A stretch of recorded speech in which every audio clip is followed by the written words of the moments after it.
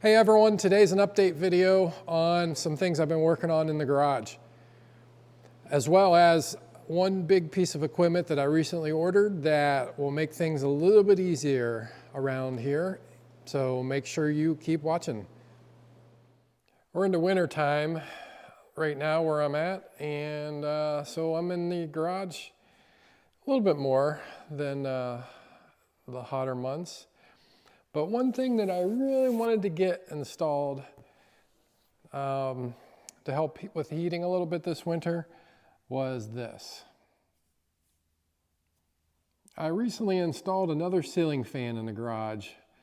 This is the new one that I just installed recently. There's my other existing fan, which if you haven't checked out that video, I do have a video installing that fan. I'll walk underneath this one real quick here. But this one's a pretty big fan. I like it a lot because it puts a lot of airflow out at a very low speed. But I needed just a little bit more on the front. So when I wired the garage, I had already had the box in for 2 different ceiling fans. Now the only downfall of this ceiling fan is I couldn't go as big. And mainly it's because of the garage door. I didn't want it hanging down in front of the garage door, even though it would have cleared if I had dropped it down enough. But I didn't want it near the tracks or anything. So this one's just a little bit smaller. It's 72 inches on this one, but still plenty big enough. The only downfall was that I couldn't get them to match exactly because they didn't make the larger fan in a smaller model. Both of them have metal blades though, and that's kind of what I was going for in the second one, something that would come close. And you know, just how I had the lighting and everything installed, I mean, that fan's pretty big. And with the door tracks, again, I just couldn't get it in there without blocking one of the center lights. So I just went ahead and went with the 72 inch, but I'll go ahead and turn them both on here and get them running again. It is weird, the big one starts up right away. This smaller one, I don't know if it's balancing itself or what it tries to do at the beginning, but it does take a minute to start up.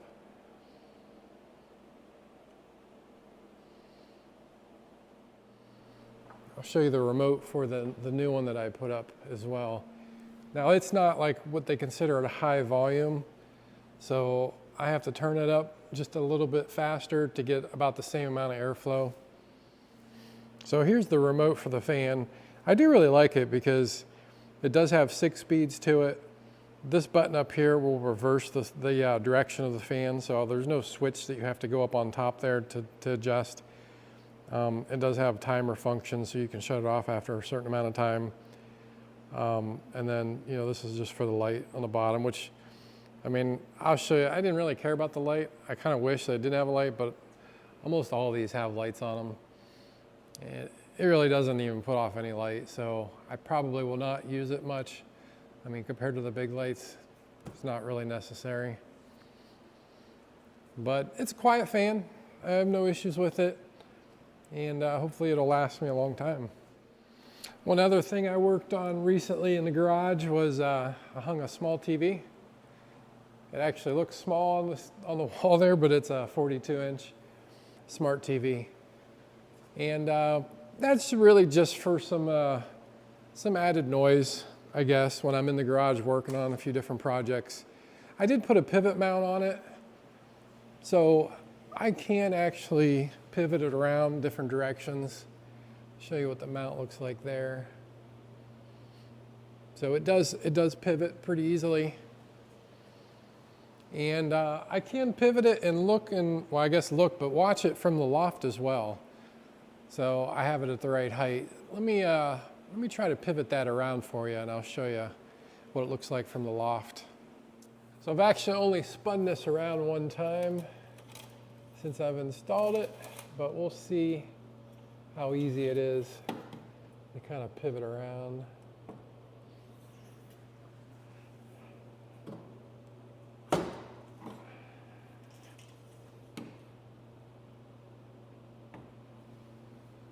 That should be pretty good.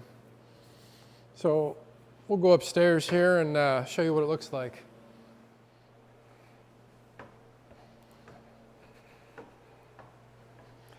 Take a look up here. A little better angle here. But, you know, it is something to watch. You know, I'm not planning on spending a lot of time watching TV when I'm out here, but it's just something cheap I picked up and thought it'd be a pretty neat idea, hang one in the garage. And these rails come out, so I could always take a rail out, you know, and then it would be wide open. So another kind of little advantage there. You see I got the camper in here. I got it all winterized, put away. So it will sit in here all winter, stay nice and dry.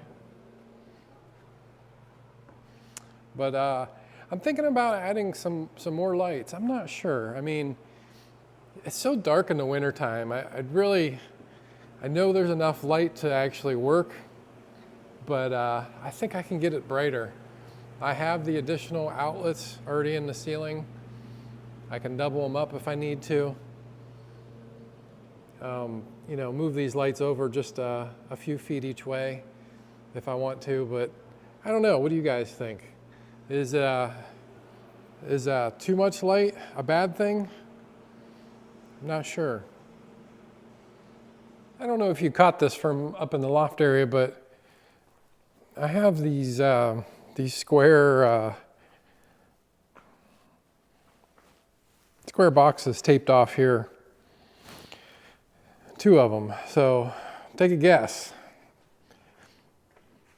Yep, this is sort of what I was measuring out for a 2-post lift.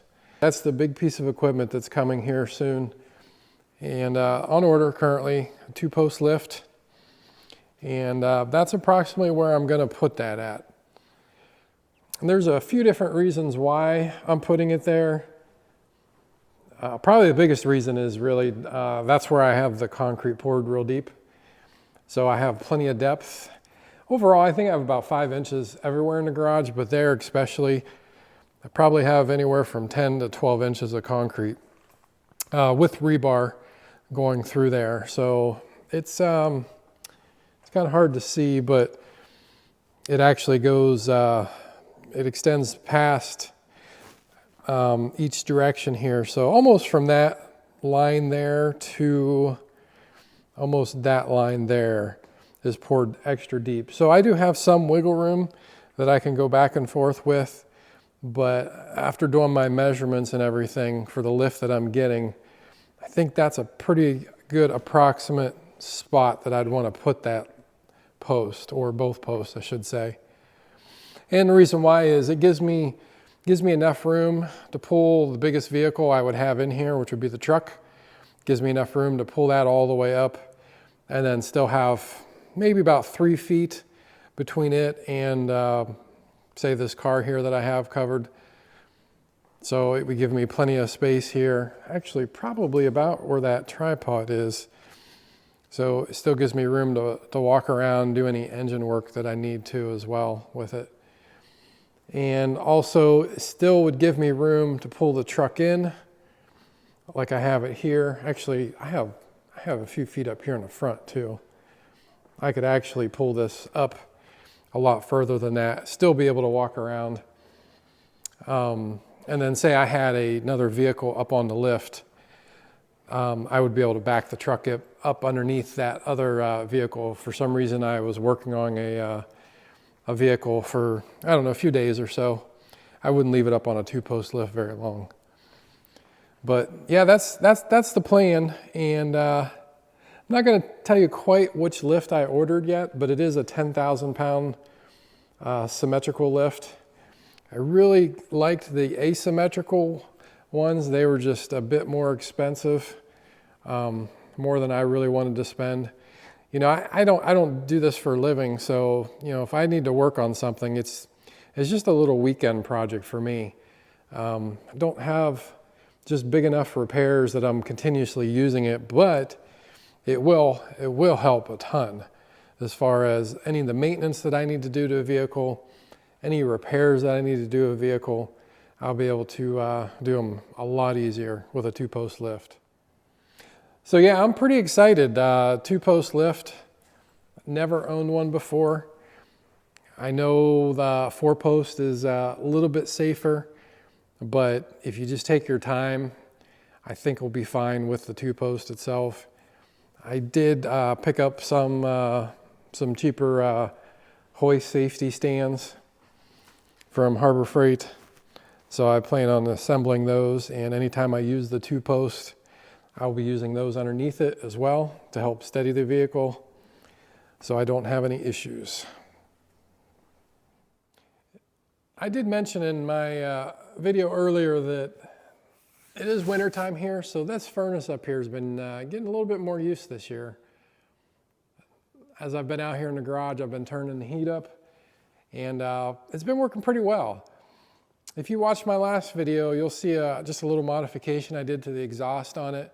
And so far, we've had a couple pretty windy days. I know there were some windier days where it was 30+ mile/hour winds. And I was out here working and the heater never turned off. I mean, other than whenever it was, supposed to turn off, but it never short cycled. I never had any problems, with it not heating enough. It worked out pretty good. So that exhaust mod to me was very beneficial to try. And as long as I don't have any other problems, I'm going to keep it as is this winter and see how it does. That wraps this video up. Just a quick update on some things I've been working on around the garage. Not a whole lot going on. We're kind of in between holidays right now, but wanted to let you know about that lift that's coming. And if you're curious, make sure you subscribe and make sure you turn your notifications on, and I'll have it in one of my next videos. I plan on putting that lift in with a couple friends, so I'll make sure I kind of record the progress, and I think it definitely, like I said before, will be a game changer, and I'm looking forward to making some videos with that lift involved as well. So thanks again, guys. I really appreciate it. Until next time, take care.